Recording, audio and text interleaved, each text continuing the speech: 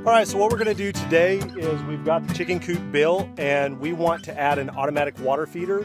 So what I'm going to do is we went ahead and made some modifications to the chicken coop. I don't know if you can see it, but we went ahead and added a daytime roost for the chickens, and then what I'm going to do is use that as a brace for the automatic water feeder. So the general concept is going to be really easy. We're going to come underneath here, underneath the nesting box here, and I've already mounted a hook over here, and I'm just going to hang a 3-gallon food grade bucket here, and then we're going to build a water feeder that's going to go straight into the coop. That way the chicks can have water and have at least a 3-gallon reserve, so we can leave for the weekend, maybe go to the coast, something like that. So let me go inside the shop and I'll show you what else we got going. All right, so we're in the shop now. We actually went to the local grocery store and we called up their deli section and we just asked them for some food grade buckets if they had any. They sold us these 3-gallon buckets. We also bought a few 5-gallon. Got these for like 50 cents each. So if you're looking for a great place to buy food grade buckets, contact your local grocery store, the deli section or the bakery, and chances are is that they'll have some there and you can pick them up for about 50 cents. The other thing that we got is we went to a local farm co-op and we found the poultry nipples. They were selling 4 for $13. We went on Amazon, we're Amazon Prime members, and we actually found 25 of them for $7. So we have way overkill here on the number of poultry nipples that we'll need. We'll only actually use about 4 or 5 on this automatic water feeder, but we got plenty more in case we want to expand out. The other things we're going to do is essentially on that hook on the outside of the chicken coop, we're going to hang our bucket, and then we're going to stretch a 3/4 inch PVC. And what we're going to do, I'll show you here on this bucket, we're just going to come down. We're first going to start by drilling a hole in the bucket, and then we're going to attach a 3/4 inch threaded fitting underneath there. I'm going to put some silicone around it.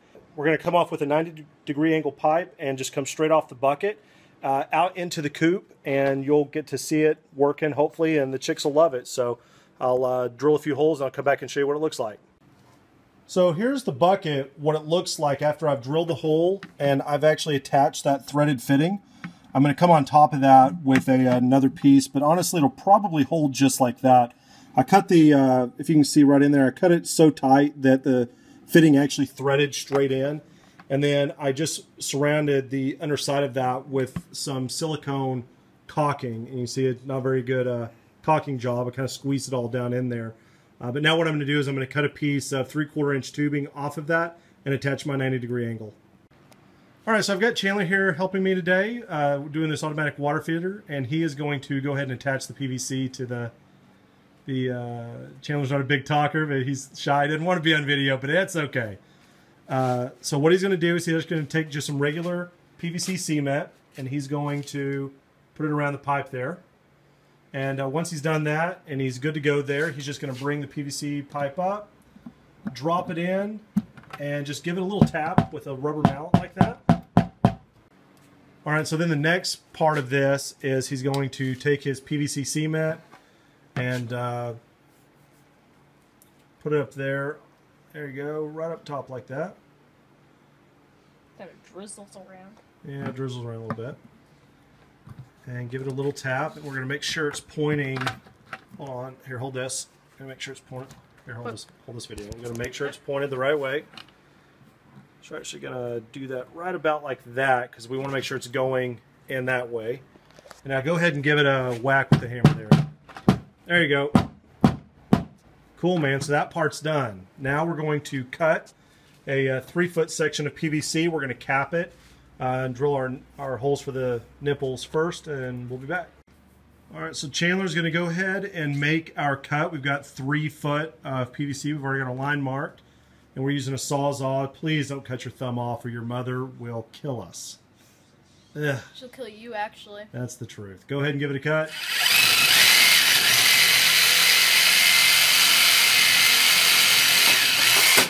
Perfect. All right, now we've got to drill our holes for the nipples and we'll be good to go.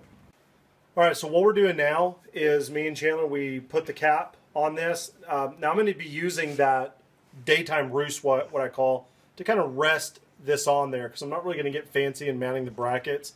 So I'm just going to rest this on the roost. So I'm not even going to measure, but I'm just going to put 4 nipples coming out of the bottom part here, or it doesn't matter because it rotates, but I'm going to put 4 nipples straight out for the birds. They say that you need about 1 nipple for every 2 to 3 birds. We've got 6 birds out there, so 4 will probably be a little bit overkill. But that way, if they're thirsty, they can all get a drink of water pretty much at the same time. So I'm going to go ahead and put this up here. Keep in mind my roost is going to be about right here coming out. So I'm just going to go over here a little bit, and I'm going to drill 4 holes. I'm going to space them about 3 to 4 inches apart.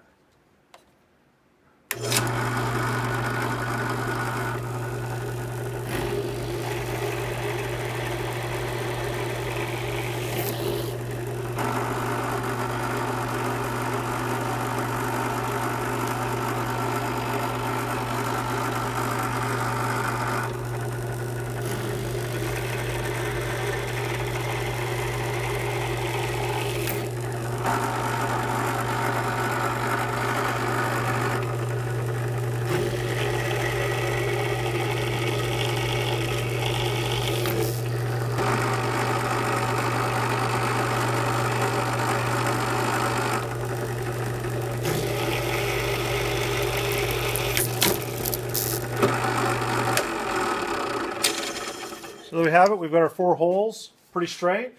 So from here I'm going to take and go ahead and attach these, and let me get set up and we'll shoot another video over here. Okay, so we got our holes drilled inside of the line feeder here, and what I'm going to do now is I'm just going to go ahead and screw each of these poultry nipples in place. So I'm going to stop the video and get those screwed in and show you what it looks like after that. Alright, so I went ahead and got all of these poultry nipples started, and I just like to start them by hand until they get, you know, kind of difficult to keep pushing down, like that. And then what I'll do is just grab a socket here, and I'm using a 5/8. I don't know if you can see that, a 5/8 socket, and just come down here and just tighten them down like that. So I'm going to go ahead and use both hands and get all these tightened down, and then I'll show you what the finished product looks like. So as you can see, we got the water system all hooked up, and if you look down there, we've got the 90-degree angle. We just used some PVC glue to glue that on. The chicks are outside roaming around right now, but I've got the bucket all set there, filled up with water, and it took them about, I don't know, 2 hours to figure out where the water was at. Let's go see if we can find the chickens. I think they are around here. There they are. They're out here doing a little bit of free ranging and checking things out, and